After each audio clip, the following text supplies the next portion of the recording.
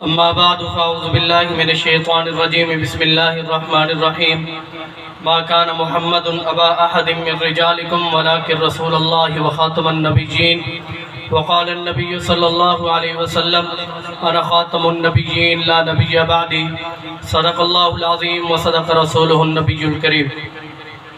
کتاب سادہ رہے گی کب تک، کبھی تو آغاز باب ہوگا، جنہوں نے بستی اجاڑ ڈالی کبھی تو ان کا حساب ہوگا۔ سقوط صحرا میں بسنے والوں ذرا رتوں کا مزاج سمجھو، جو آج کا دن سکون سے گزرا تو کل کا موسم خراب ہوگا۔ وہ دن گئے جب ہر ایک ستم کو ادائے محبوب کہہ کے خوش تھے، اب اٹھے گی اگر کوئی اینٹ تو پتھر اس کا جواب ہوگا۔ انتہائی واجب الاحترام برادران اسلام اور ختم نبوت پر جانوں کا نذرانہ پیش کرنے والے غیور مسلمانوں، آج ملک پاکستان میں ایک مرتبہ پھر سپریم کورٹ آف پاکستان کی طرف سے ختم نبوت کے حوالہ سے ایک تنازع کھڑا ہوا ہے۔ میں اس پہ بات کرنے سے پہلے آپ کو یہ بتانا چاہتا ہوں کہ عقیدہ ختم نبوت اسلام کا بنیادی اور اساسی عقیدہ ہے، جس کے مجروح ہو جانے سے دامن ایمان میں کچھ نہیں بچتا۔ اگر چشم حقیقت سے دیکھا جائے تو دنیا میں موجودہ صورتحال میں قرآن پاک کا بغیر تبدل و تغیر کے محفوظ ہونا اور دنیا کے چپے چپے میں قراء حفاظ کا موجود ہونا عقیدہ ختم نبوت کا پرچار کرتا ہے۔ ذرا اسالیب قرآن کو دیکھیے کہ الحمد کی الف سے لے کر والناس کی سین تک پورے قرآن مجید میں کہیں پر بھی نہ اشارتاً نہ کنایتاً حضور علیہ السلام کے بعد کسی نبی کا ذکر ملتا ہے۔ ہاں، اگر میرے نبی کے بعد قرآن مجید میں اگر ذکر ملتا ہے تو سابقہ انبیاء کا ذکر ملتا ہے، ان پر اترنے والی وحی کا ذکر ملتا ہے۔ اللہ رب العزت نے قرآن مجید میں یہ اسلوب اختیار کیا ہے کہ سابقہ انبیاء کا ذکر کرتے ہوئے رسول جمع کا صیغہ استعمال کر کے ثم قفینا علی آثارہم برسلنا کہہ کر حضور علیہ السلام کی ختم نبوت کی وضاحت فرمائی ہے۔ ما کان محمد ابا احد من رجالکم کہہ کر حضور کی ختم نبوت کا پرچار کیا ہے۔ یؤمنون بما انزل الیک وما انزل من قبلک کہہ کر حضور کی ختم نبوت کی وضاحت فرمائی ہے۔ قل یا ایھا الناس انی رسول اللہ الیکم جمیعا کہہ کر حضور کی ختم نبوت کی وضاحت فرمائی ہے۔ لیکن میں قربان جاؤں، ایک اشارہ بھی ہمارے ایمان لانے کے لیے کافی تھا، لیکن اس کی اہمیت دیکھیے۔ اللہ رب العزت نے قرآن مجید میں 100 سے زائد آیات لا کر اس عقیدے کی اہمیت بتلائی ہے۔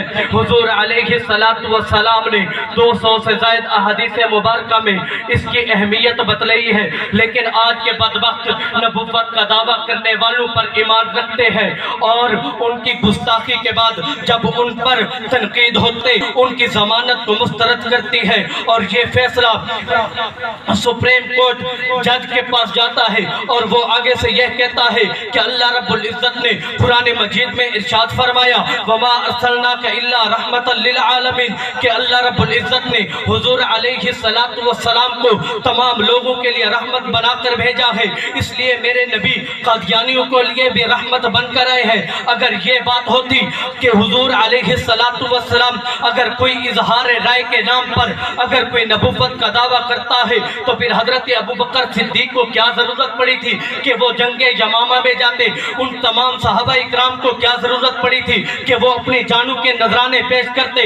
جنگ یمامہ کے اندر ختم نبوت کے تحفظ کے لیے 700 صحابہ اکرام نے اپنی جانوں کے 1200 صحابہ اکرام نے اپنی جانوں کے نذرانے پیش کر دیے۔ ان میں 700 صحابہ اکرام ایسے تھے جو قرآن کے حفاظ اور قاری تھے۔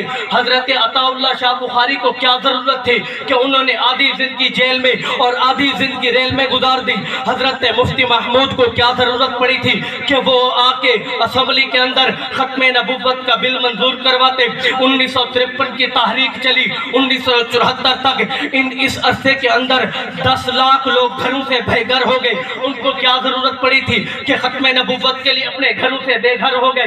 10 لاکھ 10 लाख लोग घर سے نکل گئے، 10,000 لوگ، 10,000 نوجوانوں نے اپنی جانوں کے نذرانے پیش کر دیے اس عقیدہ ختم نبوت کے لیے۔ آج لوگ اڑ کے کہہ دیتے ہیں کہ اگر وہ اپنی بات کرتے ہیں تو تمہیں کیا ضرورت ہے، عیسائی بھی تو کافر ہے، تم ان کے خلاف بات کیوں نہیں کرتے، یہودی بھی تو کافر ہے، تم ان کے خلاف کیوں نہیں بات کرتے۔ عالمی مجلس تحفظ ختم نبوت نے بتایا ہے کہ اگر یہودی اپنی بات کرتے ہیں، وہ حضور علیہ السلام کو آخری نبی مانتے ہیں، حضرت موسیٰ کی شریعت کی بات کرتے ہیں۔ اگر عیسائی ہے وہ اپنے آپ کو عیسائی تسلیم کرتے ہیں، حضور علیہ السلام کو آخری نبی میں مانتے ہیں۔ لیکن یہ قادیانیت ایسے بدبخت لوگ ہیں کہ یہ اسلام کے نام پر اپنی بات کرتے ہیں۔ 1974 میں جب ان کو کافر قرار دیا گیا تو اس کے بعد علماء کے اندر ایک شورش چلی کہ اگر یہ اپنی اس بات کے اندر عمل نہیں کرتے تو ان کی شریعت ان کو کیا سزا دے گی، آئین پاکستان ان کو کیا سزا دے گا۔ چنانچہ 1984 جنرل ضیاء الحق شہید کے دور میں یہ بات طے پا گئی کہ کوئی قادیانی اسلام کے نام پر بات نہیں کر سکتا، کوئی قادیانی تبلیغ نہیں کر سکتا، کوئی قادیانی اپنی عبادت گاہ کو مسجد نہیں کہہ سکتا، کوئی قادیانی حضور علیہ السلام کے بعد اگر مرزے کو مانتا ہے تو وہ اپنی تبلیغ نہیں کر سکتا۔ اس کے بعد جب یہ باتیں طے پا گئی، آج اگر آپ سنیں کہ کوئی قادیانی بات کرتا ہے تو حضور علیہ السلام نے فرمایا کہ اگر کوئی مرتد ہے، ہمارے لوگ آج کل اگر کوئی بغاوت کر دیتا ہے، آج کوئی نوجوان اٹھ کے چیف جسٹس کو گالیاں دیتا ہے تو وہ بھی کہتا ہے کہ اس کو سزا دی جائے۔ کیوں سزا دی جائے؟ کیونکہ اس نے چیف جسٹس کے توہین کی ہے۔ ہاں، اگر چیف جسٹس کے توہین کرنا سزا دلوائی جاتی ہے، اگر جنرل کے خلاف بات کرنے سے آپ کو باغی تصور کیا جا سکتا ہے، اگر ملک پاکستان کے خلاف اللہ نہ کرے کوئی بات کرے تو اس کے باغ و تصور کیا جا سکتا ہے، تو پھر حکمران بھی سن لیں، پھر اعلیٰ عدلیہ بھی سن لیں، پھر برطانیہ میں بیٹھا ہوا مرزا مسرور بھی سن لیں۔ ہاں، اگر کوئی اس طرح بات کرے گا عقیدہ ختم نبوت پر تو وہ بھی نبوت کے توہین کرتا ہے۔ اور بات یہ ہے کہ جب کوئی نبوت کے توہین کرتا ہے تو وہ میرے اور آپ کے ایمان پہ نہیں بلکہ ڈائریکٹ حضور صلی اللہ علیہ وسلم کی ذات پہ تنقید کرتا ہے، میرے نبی کی ذات پہ حملہ کرتا ہے۔ اور علماء نے یہ لکھا ہے کہ اگر کوئی زندیق اور مرتد ہوتا ہے تو اس کی سزا موت ہوتی ہے۔ آخر میں اتنا ہی کہوں گا کہ ہم نے ہر دور میں تقدیس رسالت کے لیے وقت کی تیز ہواؤں سے بغاوت کی ہے، چھوڑ کر سلسلہ رسم سیاست کے فصول، ایک فقط نام محمد سے محبت کی ہے۔ وآخر دعوانا